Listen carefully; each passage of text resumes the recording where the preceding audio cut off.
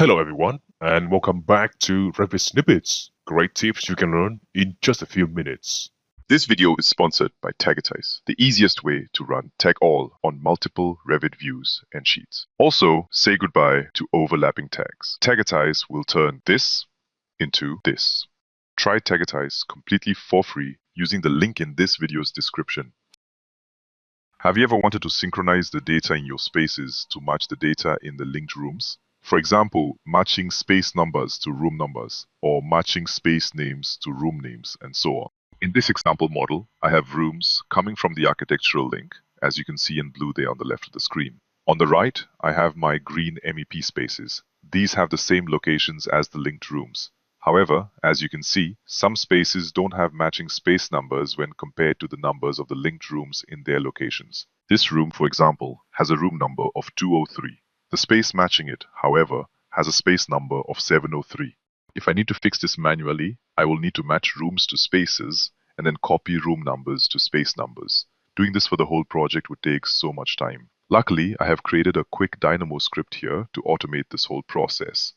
If I run this now, you can see it immediately reports back lots of spaces it has successfully updated. Since I specified the room parameter name and space parameter name here as number, the script has matched my space numbers to the numbers of the rooms. If we do a quick check here, you can see all of those spaces now have the matching numbers compared to the linked rooms. If you don't have much time and just want to run this script right away, simply find in the video's description a link to download this script directly. If you, however, want to learn to code this yourself, let me show you how right now, step by step. By the way, if you are new to this channel, make sure to subscribe now, because we do tutorials like this every single week. Okay, let's begin. To start, let's create a new script in Dynamo. I will change the run mode from automatic to manual so it won't hang on us unexpectedly. Then I'll add a select model elements node. This will allow us to select the link from the architect from the model. Next, I will add two new code blocks. One to specify the room parameter name to copy data from, and the second for naming the space parameter I will need to copy data to. For the main heavy lifting part, let's add a Python scripts node. I will then supply data from all the previous three nodes as inputs to this Python script, and then open it for editing. However, this is not a good script editor, so I'll type the code out in Visual Studio Code instead and copy it back into Dynamo at the end. If you're new to this workflow, don't worry. Just find in the video's description below a link to my other tutorial on how to set up this coding environment. It will also provide you with this Python template for Dynamo that will give you all the necessary information to then return to this video and start scripting with me. Before switching to Dynamo, a quick shout out to our sponsor, Tagitize. With Tagitize, it's never been easier to tag multiple Revit categories at once using your favorite tagging styles. Say goodbye to spending countless hours untangling Revit tags. After running Tagitize on this view, for example, all my tags are perfectly readable. None of them overlaps with their hosts or other elements in the view. If I think this tag, for example, can be placed better, I can just select it and click Next to tell Tagitize to try the next possible tag position. Each time I click the button, Tagitize moves the tag for me, and I can keep doing this until it gets to a tag position I like. There we go. That's much better. Try Tagitize completely for free today using the link in this video's description. We start by pulling in our main inputs from Dynamo. These tell the script which Revit link we're reading rooms from and which parameters to copy. The first input is the Revit link itself, which we unwrap so that Dynamo gives us the real Revit element instead of its wrapper. The second input is the name of the room parameter we want to read, something like name or number. The third input is the name of the space parameter that will receive that value in our host model. Next, we get the linked document and its total transform. The linked document is what contains all the rooms, and the transform tells us how that linked file is positioned and rotated relative to the host model. We'll need that transform to map room coordinates correctly. Now we set up two empty lists, one to store the linked rooms themselves and another to hold their location points. For each room in the linked document, we'll check that it actually has an area, because unplaced or invalid rooms should be skipped. Every valid room gets added to the list. We then grab its location point, move it upward by 3 feet so it sits slightly above the floor, and transform that point into host coordinates using the link's transform. Each transformed point gets added to the room points list, keeping it in the same order as the rooms list, so we can match them later. We also create a done list to keep track of which spaces are successfully updated.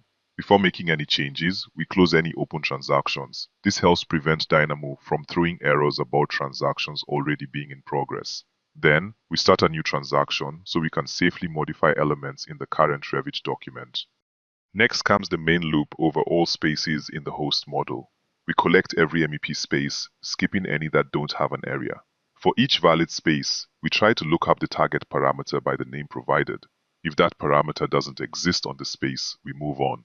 Otherwise, we prepare to find which linked room corresponds to this space. To do that, we loop through all the rooms and their location points. For each one, we check whether the point from the linked room lies inside the current space. If not, we skip it. Once we find the first room point that is inside, we record that linked room and stop searching further. If no room overlaps, there's nothing to copy, so we move on to the next space. When a matching room is found, we retrieve the specified parameter from the room. If it's missing, we skip the space. Otherwise, we check the parameter's storage type, string, double, or integer, and copy the value accordingly. Strings and integers can be transferred directly, while doubles represent numbers such as lengths or areas. If the parameter type isn't one of those, we skip it for safety. Each successfully updated space is added to the done list. Finally, once all spaces have been processed, we commit the transaction. This saves the parameter updates into the model. At the end, we output the done list, so Dynamo shows which spaces were successfully updated, confirming that the data from linked rooms has been copied into their corresponding spaces. Next, let's copy all text from this file, paste it into the Python node in Dynamo, save it, and close this node. I can now add a watch node to show the result of running this script in a minute. Also, I'll change the Python version here from version 3 to version 2. This is because my Python script in Visual Studio Code was written in this lower version. With that, our Dynamo script is finally complete. Let's now run the script to see it in action. That was quick. Let's check the result. These space numbers used to start with 7, and now they start with 2. This is because the script has successfully made those numbers follow the room numbers from the architectural link. We can take a few more rooms and spaces to confirm everything has worked as expected. There's also a link in the description to download the script we built together today. Before you go, check out our sponsor, Taggetize. Save all your tagging styles in one place and tag one or several views or sheets at once. Also, say goodbye to overlapping tags. Simply review generated tags and make any final tweaks with the handy tag audit commands. Try Taggetize completely for free using the link in this video's description. If you like this lesson and want more like this every single week, make sure to subscribe to this channel now. For now, have a good day and I'll see you in the next tutorial.